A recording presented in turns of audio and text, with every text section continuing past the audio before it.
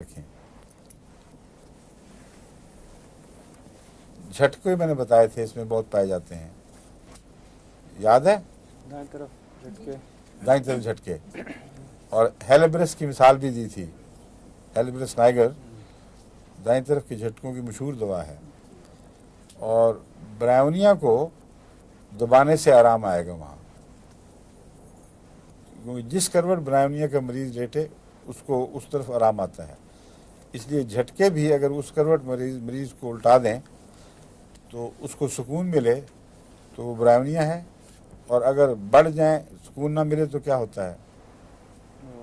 सिमिसीफ्यूजा। सिमिसीफ्यूजा जिस तरफ लटाएंगे वहाँ झटके शुरू हो जाएंगे, उल्टा हिसाब है। तो सिमिसीफ्यूजा के झटके जो हैं उनका हरकत और सुकून से कोई ताल्लुक, यानी हरकत से कोई ताल्लुक नहीं, सुकून से बढ़ते हैं या दबाव से बढ़ते हैं। सुकून भी नहीं कहना चाहिए, दबाव करेंगे तो वो पल्सेट करनी शुरू हो जाएगी जगह। किसी और जगह भी मजबूती से आप उसको हाथ से पकड़ें तो थोड़ी देर के बाद वहाँ पट्टे फड़कने लग जाएंगे।